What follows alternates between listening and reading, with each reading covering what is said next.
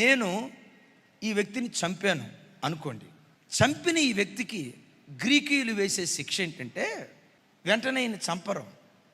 ఎవరినైతే చంపారో చంపిన వ్యక్తి యొక్క ఈ శవాన్ని మెడ మీద వేలాడి తీసుకోవాలి. ఇది శవం. ఇప్పుడు నేను నా కుటుంబ పోషణ నిమిత్తం ఉద్యోగానికి వెళ్ళాలా.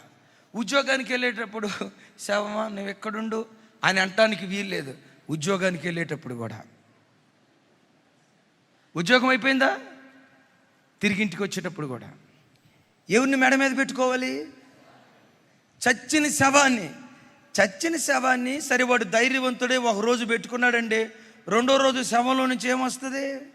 సరే, ఇంటికి వచ్చాడా, స్నానం చేయాలా. మరి స్నానం చేయాలి కాబట్టి శవం పక్కన పెడదాం. కుదరదు. అప్పుడు కూడా శవం పెట్టుకోవాలి. సరే, స్నానం అయిపోయిన తర్వాత ఈ రూమ్లోకి వచ్చాడు, భోజనం తీసుకొచ్చాడు.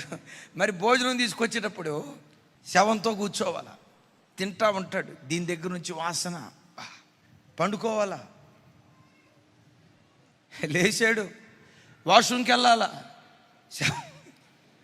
మొఖం కడగాల శవంతో. తెల్లారి 2-3 రోజులు అయిపోయింది, ఈ శవం ఉబ్బిపోయింది.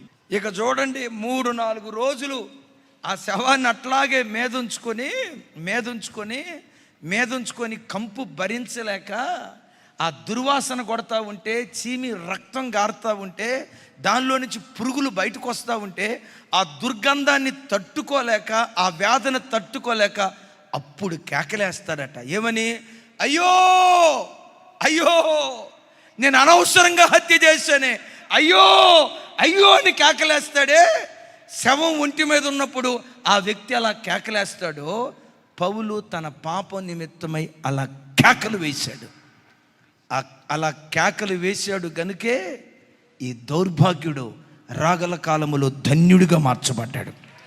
ఎవడు స్వతహాగా భక్తిపరుడు కాదు, కానీ ఎలా వస్తుందో తెలుసా? పశ్చాత్తాపపు హృదయం ద్వారా ఒక దౌర్భాగ్యుడిని నా దేవుడు ధన్యుడిగా మారుస్తాడు. దౌర్భాగ్యురాలుగా నీ మనసు నీకు అనిపిస్తుందా? ఇన్ని సంవత్సరాలు బట్టి భక్తి చేస్తున్నాను కానీ నా మనసు నిలకడగా లేదయ్యా, నా మీద నాకు అసహ్యం కలుగుతుందయ్యా, బ్రతకాలనే ఆశ ఉంది కానీ బ్రతకలేకపోతున్నానయ్యా.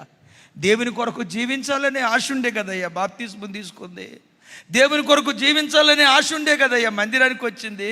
ఇన్ని ఆశలున్నా నేను బ్రతకలేకపోతున్నానయ్యా. మీలో ఎవరైనా వేదంతో ఉన్నారా? తమ్ముడు, దిగులు పడకు.